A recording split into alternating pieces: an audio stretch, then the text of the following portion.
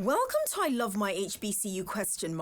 The podcast where we express our undeniable love for HBCUs, but where we are also not afraid to address a few tough questions. So, sit back, learn a little, love a lot, and rep your HBCU.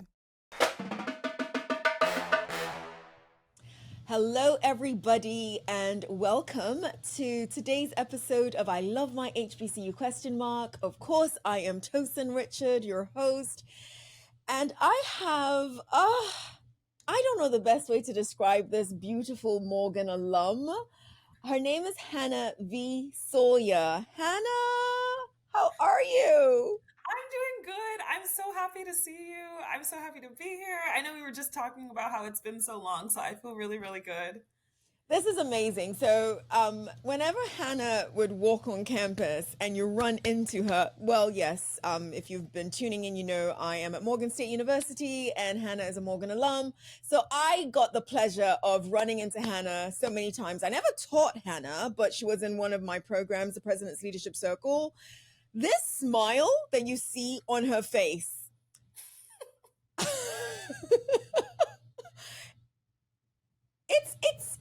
It's I want to say it's plastered on her face in the best of ways all the time. But it really is. And Hannah, and I'm going to get to it soon, but every time I think of you, that is what comes to mind, is that beautiful smile on your lovely face. And I hope you always have a reason to smile no matter what.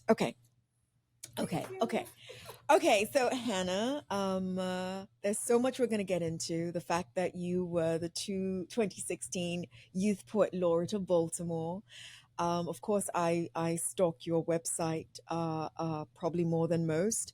And there's a line on your website that I want you to give us more meat on it. I want to know what it means. I want to know why it's there.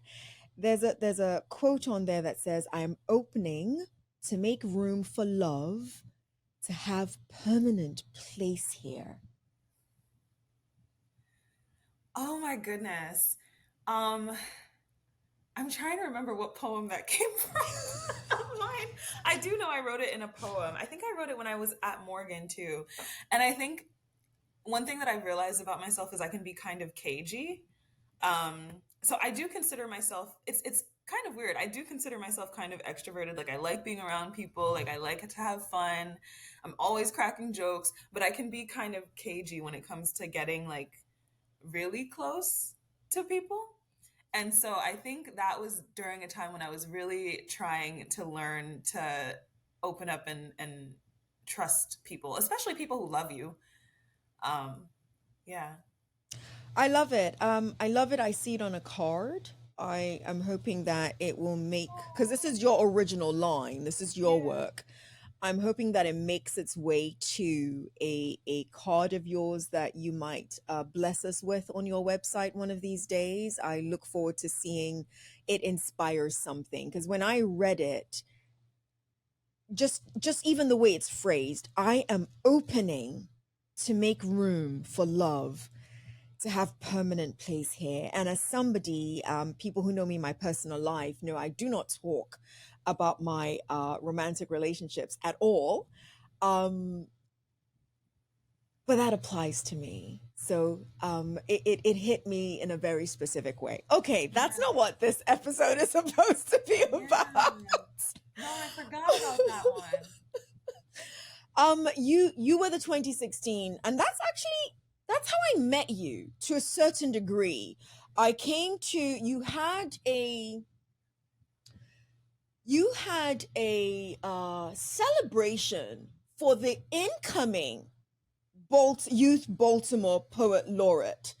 And the way you wanted to do it was to bring that person to Morgan State University and celebrate this person's achievement. And that's how I found out that, hold on, she's doing this, but she's the outgoing poet laureate.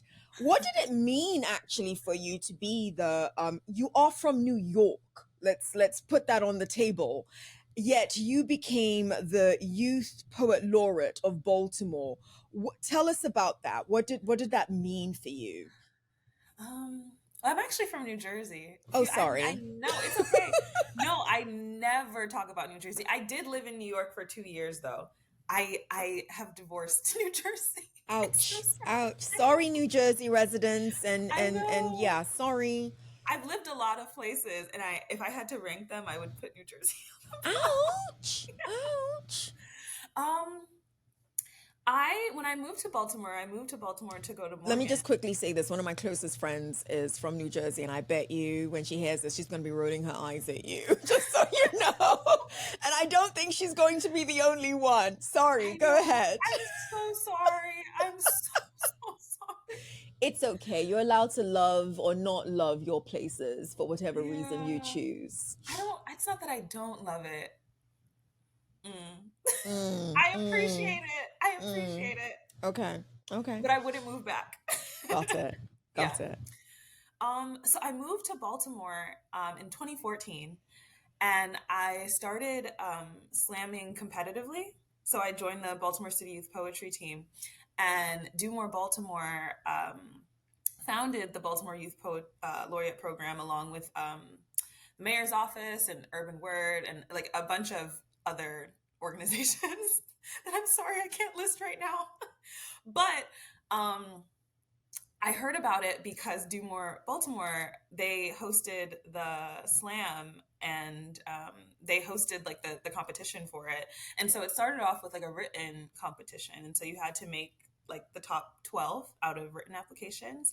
And then you had to slam. And at that time, I slammed a lot more than I do now. But the top the third and the second slot are the Baltimore City Youth Ambassadors, and then the first slot is the Baltimore Youth Poet Laureate. And I won. And it's so funny. I talk about this sometimes, but I was not someone who won slams very often. Hmm. So the Baltimore Youth Poet Laureate Slam, like that was the part that I was the most concerned about because I love like writing on the page. Like I love like little tricks and like I call little tricks form. um and I also loved performing, but like I never thought I was the strongest performer. So when I won Baltimore City Youth Poet Laureate, I was like, "Whoa, this is on my list of like 3 slams I've won," and like I'm glad it was that one. Absolutely. But it came with a little bit of a shock. I was like, "Whoa," um, but I love my time as Baltimore City Youth Poet Laureate. I think it really challenged me. Muhammad, I'm not sure if when Muhammad was Youth Poet Laureate, if he had just transferred to Morgan or if he was in the Mm. process of transferring. And Okay. so then when it was during his term, like he was at Morgan too, and like we just became like homies, and we already slammed together on the Baltimore City Youth Poet Laureate team too. So it was just kind Nice. of like it was a beautiful moment. Nice. My apologies to Mohammed. I didn't even know he was a Morgan student. I just thought you were having this beautiful, welcome celebration for him. So that's beautiful to Oh, know. Muhammad is low key. That's he's the homie, but he's so low key. He's so low key. He's Yeah. so low key. I'm sure anyone listening or watching is like, she's got to be a writer. So let's get into it, right? Oh Lord. And listen, I haven't cried on this show yet. But I'm an emotional human being. I tear up very easily. And Hannah, I message you quite often. I will see, well, Hannah already knows this, so I guess I'm sharing this for everybody else to know this. I will see someone do something and literally I see Hannah. I see Hannah doing it. And I'm not gonna mention what the things are so that nobody like starts to slam me. Um, but when I saw your book, all the fighting parts, which we're going to get into. Oh gosh, Tosin, you're not going to cry. Stop it. Oh, if you cry, I cry because I am a crier through and through. And I was so happy. Like, I was just, why am I crying? What is wrong with you? Oh, I was so happy. I was just, so I'm going to be quiet so that I gather myself together and let you talk about your book. The level of pride that swelled up inside of me. I am seriously crying. I'm about to cry. the level of pride that swelled up inside of me when I saw, because I it's beyond me knowing who you are. It is wrapped up in the utter belief in who you are. It is wrapped up in, I've heard your words. I've heard where the words come from, and they just come from a very special place. And I want the whole world to hear those words. I don't know why I'm crying, because it's a beautiful book. So I'm going to keep my mouth shut, and I'm going to let you tell us about all the fighting parts. Chosen, you are seriously crying. Tell us about all the fighting parts, please. Oh my goodness. Of course, Oh, I don't have tissue anywhere here. whew, wow. Oh my gosh. Goodness. Okay. Whew, okay. I gotta tell you about this book. Sorry. No, whew, okay. All the fighting parts. This is what it looks like. And it is an incredibly emotional story, and I get super emotional when I think about it and when I talk about it too. Um, all the fighting parts is, and it's, we were talking about Youth Poet Laureate, and I think about how I used to slam, and a lot of the times I used to slam about my experiences with sexual assault. And I'm not gonna, like, there are, like, when I think of that time, I get really down because those poems came from such a desperate place. And sometimes I'm like, maybe I wouldn't have performed that if I, wasn't like so desperate for answers and for justice. Like, so I think back on that and I'm like, oh, like, like it makes me like cringe a little bit. Um, but like, I'm super, super proud of those poems. And it's like, I, I don't regret them at all, but sometimes I'm just like, dang, I was really like in a low, low, low place. Um, all the fighting parts it's a work of fiction, but it's loosely based on my experiences. It's about 16-year-old Amina as she comes forward against her abuser, who is a popular community figure and her pastor. I wrote all the fighting parts. So I came forward against my abuser in 2014. Um, and he was not sentenced for my case until 2022, March 2022. And so that was about 8 years. Um, and for a long time, I felt like, like I couldn't control like whether the court wanted to hear me or, like those like delayed court date. Like I couldn't control any of that, but like I could control like my narrative and my voice and my poems. And so like I performed them. Um, and I'm so happy that I did. But sometimes I think like if I were to like if the criminal justice system didn't kind of screw me over for all 8 of those years, like would I have performed those poems, Hmm. Hmm. right? Um, and like I said, I'm so happy that I did, but I sometimes they serve as a reminder of the fact that like I was so desperate, like I needed somebody to hear what I've been trying to say for so many years. Yeah. Um, So I wrote all the fighting parts when I was waiting for a trial. Yeah. I think it is the coolest and most ridiculous thing that I finished, queried, and got a book deal for the book before I saw a trial. Um, so I was still waiting. Yeah. Um, and, you know, But because of that, I've read the reviews. I don't have my copy yet. It is coming. yeah, But there are transcripts of court documents yeah. that are in there. Mhm. I cannot wait to get my hands on it. So we might Yeah. need to do a part two, and that's all we talk about I would, is the yeah. book. But that I have read all the reviews on it though, Oh, and there is a strong appreciation for the approach that you took, and there's a strong appreciation for the rawness that you took. I read one review that said this was the most cathartic experience that the person went through. And I hear you describe the 8 year wait for justice to even listen Yeah. to what was going on. And I hope I'm not incorrect then in saying that all the fighting parts became a culmination of continuous catharsis, even for you. Is that an accurate description? Yeah. Yeah, absolutely. It's so funny. I try my best not to read reviews. I don't know which review that one Th- was. That's okay. That's okay. That's okay. Um, yeah. Yeah.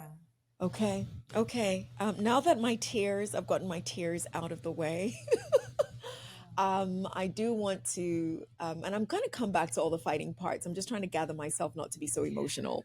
You know, Uh, Go ahead. No, go it's ahead. so interesting because I think all the fighting parts gets put in like the sad book category.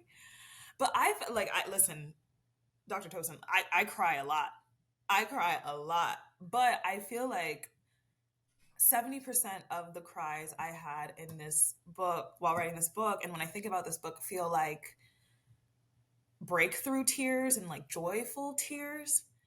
And so I'm like, it's not like there It's are not sad. sad moments, but like Yeah, it's sad. It's a sad event. It's sad that these absolutely. things happen, but like I Absolutely. just, like I hope that people see like that joyful side that she learns, right? Yes. And those like breakthroughs that she has. I really hope that people see that too. And let me say this, and you and I share something else in common is that we are, oh my gosh, infinite daddy's girls, like infinite. And my father is the person that made me comfortable. I cry. I cry. Lord have mercy. A lot of people are about to just watch me cry, and it wasn't cute tears. I was crying. Um, but my father made me understand really early that tears are communication. Mm. So I'm grateful that you said that. It gets put in the sad category, but it's not that's not what it is representative of. So I do want to share that my tears, the tears that I just cried, was pure and utter pride. Those were Oh, tears I of felt pride. that. I That felt that. it's okay, good, good. This were not sad tears. These were Hannah.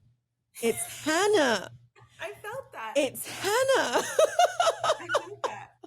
That's what those tears were. Okay. Yeah. Hannah, I want to treat you to our special rapid fire segment. Oh. Uh, 67 seconds of as many questions that I can throw at you. They're not going to be on the fighting parts. They're just going to be on stuff, okay? Okay. And the timer is going to start after I read the first question. Are you ready? Yes. Okay. Ha! Nikki Giovanni or Maya Angelou? Oh my goodness. I have them both on my shelf, but can I show you? No, no, we've got Literally. 67 seconds. Okay. 67 seconds. Maya She's like, Angelou. That's a Maya, poster. there we go. So Maya we're going to Angelou. go with Maya. Okay, Yes. Maya Angelou.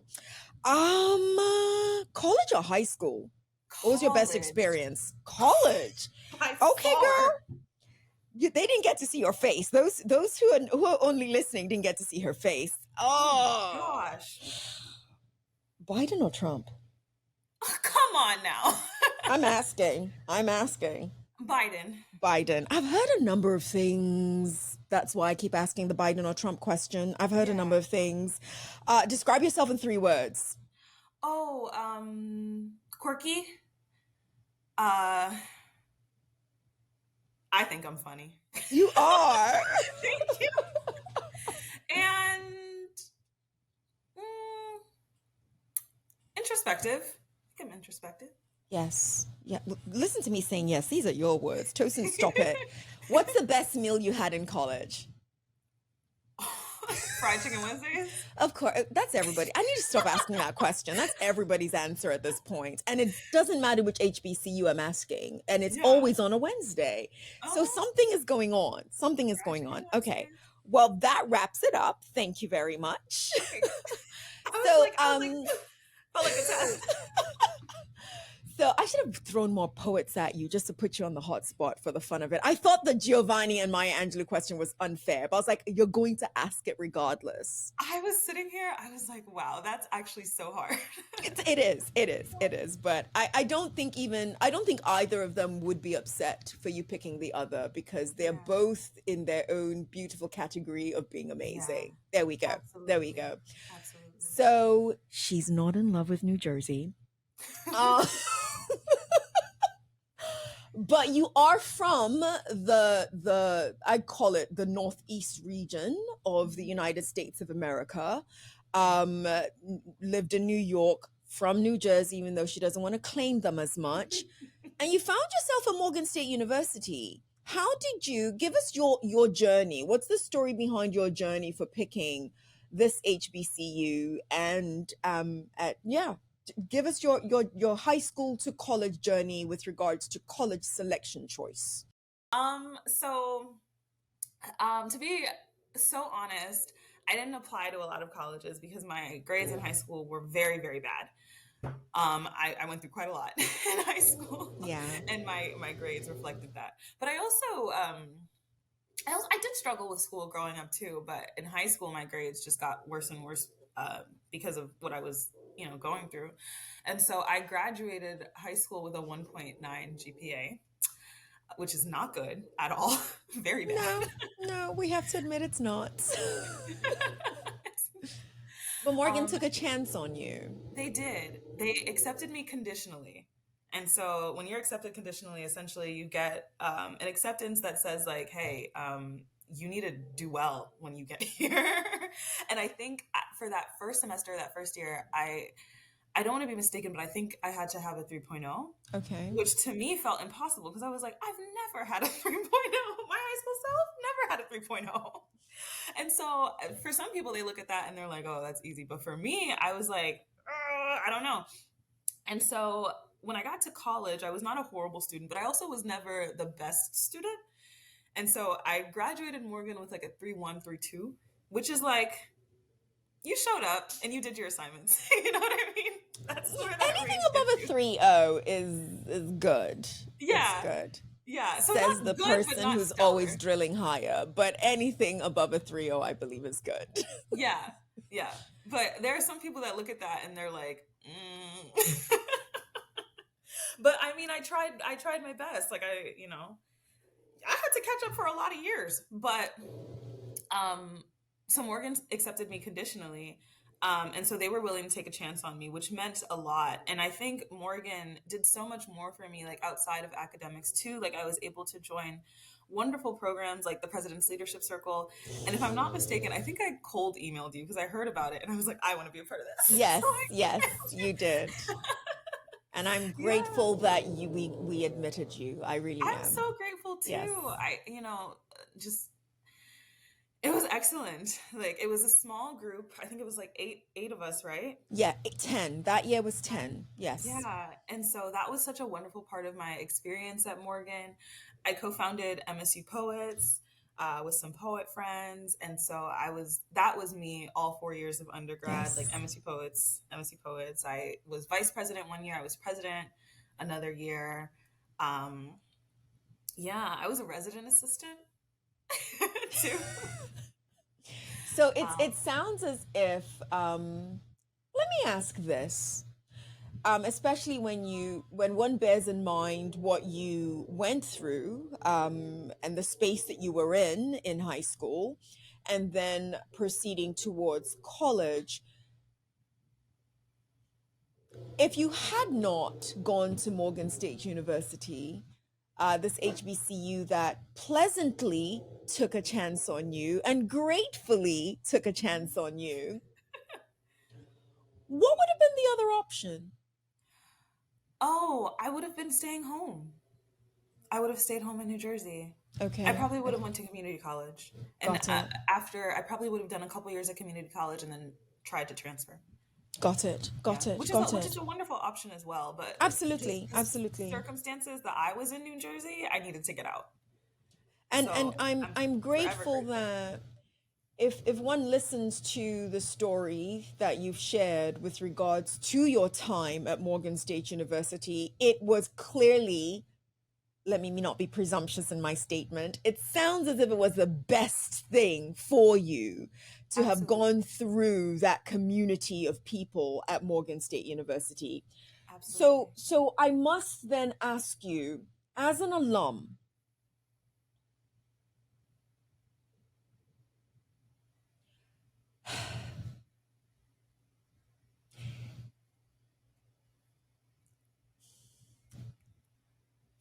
I don't know why I'm pausing so much, but as an alum, would you say that your HBCU made you? Yeah. I mean, I think a lot of things make me, but Morgan, 1000%, I don't think I'd be the person I am today if I didn't go to Morgan. What's I the think it big was a, No, no, no, go ahead. Sorry. yeah, I think it was like Morgan was an experience for me. Like I said, like it wasn't just academics and it wasn't even just the like programs that I was in Mm-hmm. either, but it was the sense of community on Morgan's campus. Um, I feel like Morgan, you know, I'm remembering one instance in particular, which is kind of sad. I remember my friend Dimitri when he passed when I was at Morgan. Do you remember? I remember how like it felt like every like whether you knew him or not, everyone in on campus was like supportive of each other, and we really like gathered, right? And I remember that happening a couple times at Morgan, like whether you know the person or not, like, Yeah, and I hate to like, bring up, something that's like more sad, but yeah. I do think it's a testament to the community at Morgan. Like if Mm-hmm. something rocks one part of this community, it's going to rock the whole campus. Yeah. And so And the we, same thing with like, like even something as simple as homecoming, like if we're experiencing joy on this campus, we are going to go all out. We're going to have a good time. You know what absolutely, I mean? absolutely, absolutely. Do Yeah, you think that's indicative of a lot of HBCUs? absolutely. And I think that's why people want to go to HBCUs. And I think, listen, if I have children, I don't want to be the HBCU or bust parent, but I definitely am going to be like, come on, like let's make good decisions here. So, can I plead with you not to be the HBCU or bust parent? And here's the only Yeah. reason why. The I don't only want to reason be. why. I have colleagues. I'm a Howard University alum as well, and I have doctoral program colleagues who that was them. If you Yeah. don't go to an HBCU, I'm not paying for college. And I've one of heard them, that line. I've but heard that line. but I promise you, Hannah, one of them, I'm not kidding, 3 kids, because the mother always said that. They're like, oh, yeah, that's fine. We don't need you to pay for college. None of them went to an HBCU. One of them on an athletic scholarship, the other one on a academic scholarship, and then the last one on a music scholarship, went Yeah. to other institutions. So don't ride that train too hard. Yeah, I know. I wouldn't want to be, but it would make me happy. Like There we go. There I we will go. say, it would make me happy if I have children. Because I felt really this, like if you knew who if you knew the person I was talking about, you would really be saddened for her that none of them chose an HBCU, because it's all she would ever talk about. She took them Yeah, personally on HBCU tours across the nation, you name it. It was HBCU this, it was Howard that, and of course we loved it because were on that train with her. And yeah. then when they all got to that age and they were looking at her like, you know, We're not about to we're do not, that. no, that's not, that's your choice, good for you, but we're Yeah, not about to do that. So yeah, don't write it too hard, just so that yeah, you know how the more you tell somebody not to do something, they go, yeah. So I wish he was telling them, oh, no, no, no, no, don't, because I do think that they, for one of them that's coming to mind, I do think the person would have had better community if they had gone to an HBCU. But hey, mhm, that ship has sailed. yeah. Give a stereotype. I want to hear. You're one of the kindest human beings in the world, and it's why I'm asking Aw. you this question very specifically. What is a stereotype? that you think, that you've heard, not that you think, that you've heard of HBCUs that is actually true? Okay, I'm gonna say this, Okay. but I will give a disclaimer. Absolutely. I think people think all we do is party, but I think there are like there's like this fellowship quality about it. Like it's not just a party, okay? Like I don't know. There's something about it that's just like this isn't just a party. Like we're celebrating like getting through this entire week. You know what I mean? Like so I do think HBCUs, the stereotype that I think is true is that we like to party. Can I want to put a twist on that. Yeah. And this I hope a lot of people are listening to this right now, because I've had that conversation and I've heard that stereotype, like, of Morgan State University. That's a party school. Yeah. And I don't know what it is. I want to say maybe about a month ago, I heard somebody say that, and I didn't say anything. I was just in. I it was a general conversation. Tosin just happened to be present, and I said to myself, well, I'm on campus a lot. I don't see these parties that people are talking about that happens all the time enough for you to call it a party school. That Yeah.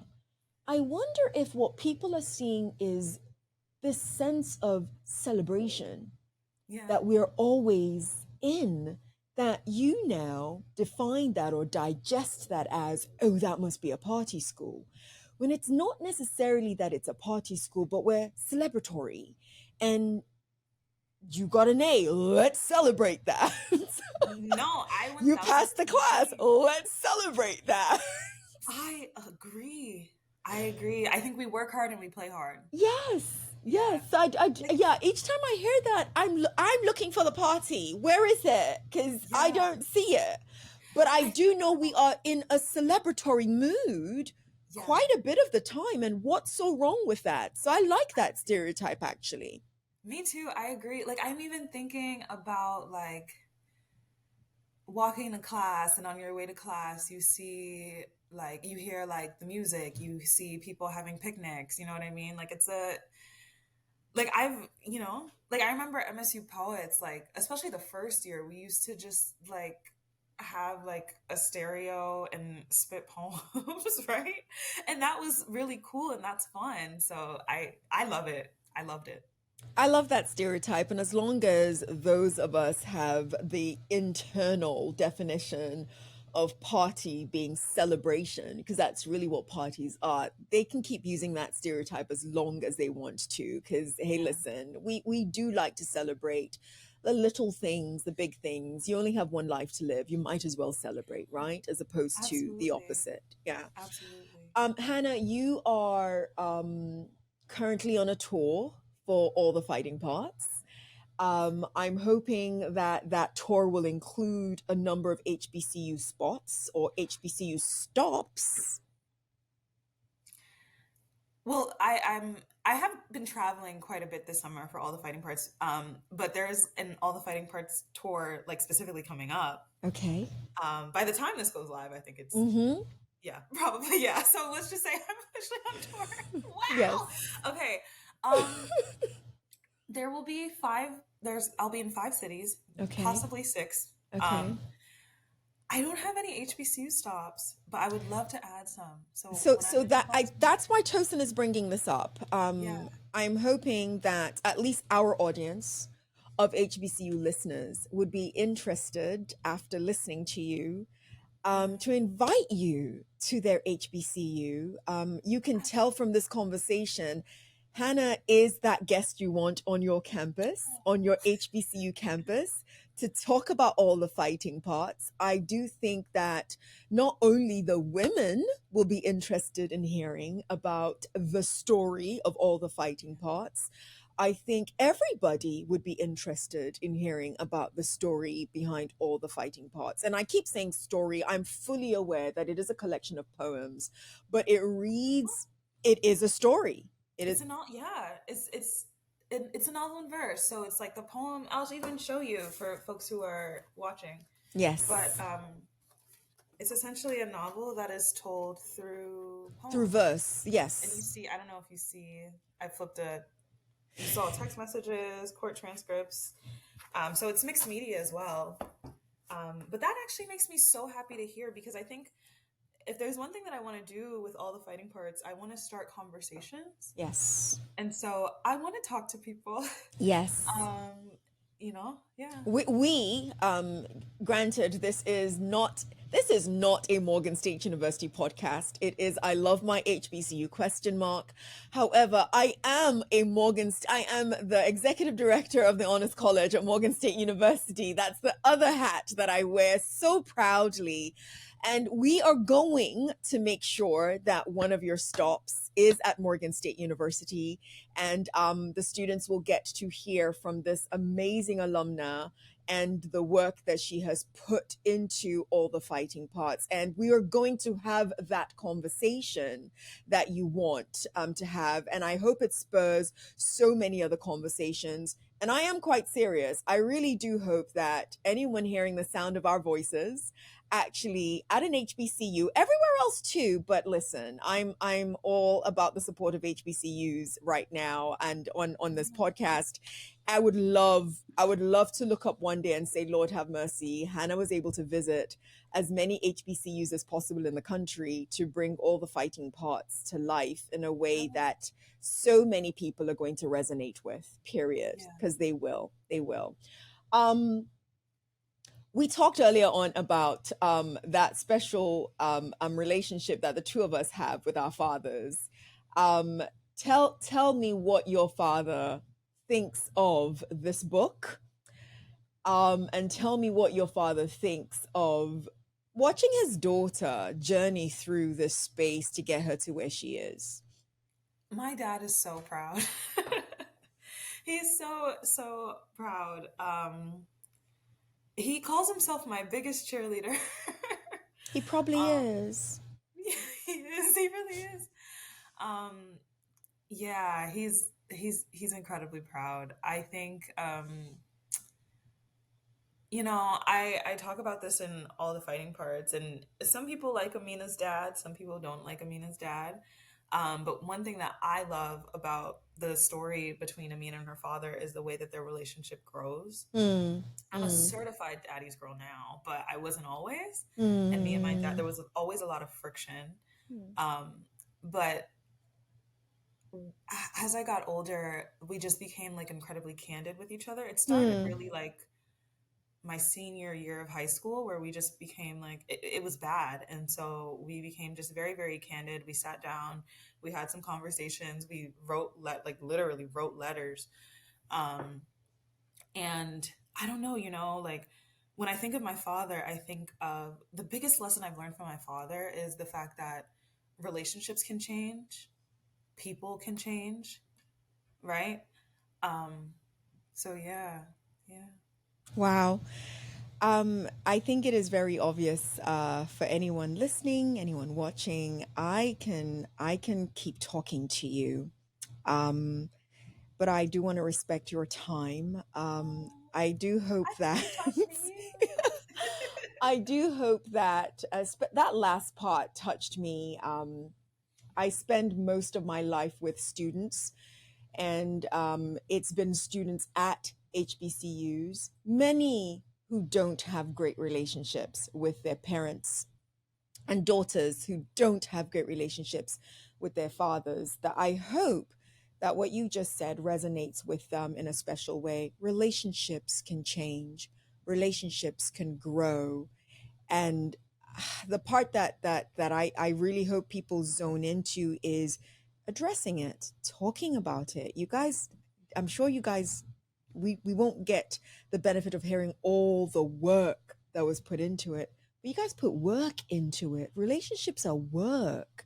So whatever relationships any of our HBCU students are in, who are listening to us and watching us, I hope it resonates. I hope it resonates that, nah, put in the work. Put in the work. Relationships, sorry, the relationships with your professors, the relationships with your friends.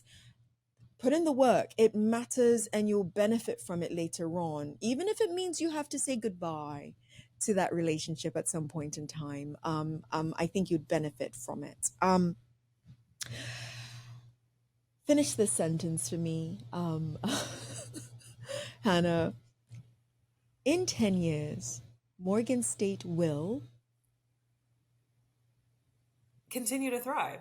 I love it. That Yeah. was short, that was sweet, that was amazing. In 10 years, Morgan State will continue to thrive. And I know President David Kwabena Wilson, if he hears this, will literally be beaming, because it is definitely what his entire legacy is being based on, is Morgan State University ultimately thriving. Okay, we have Morganed it out, and I need to stop.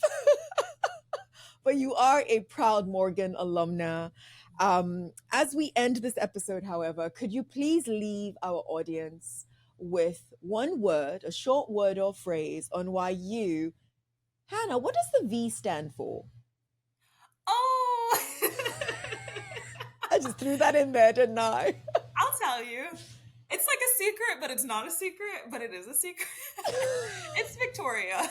Hannah Victoria Sawyerr. Sawyerr with 2 R's on the end, by the way. So yes, leave our audience with a word or short phrase on why you love either your HBCU specifically or all HBCUs. I love HBCUs for the community. And I kind of want to say, like, my 4 years at a HBCU felt like, I don't want to use the word utopia, because not everything was perfect. Like, but I do think that, like, the community that I had supported me through the lows. And that I don't know if I would have been able to find that anywhere else. Like, to this day, like, when I think of community, I think of Morgan State University, and I think of Baltimore City. I love it. I love Yeah. it. I love it. I love it. We are lucky. We're lucky that you graced our walls at some point in time, and that we will always be related with you no matter what. Listen, We are I am lucky that y'all took me on, because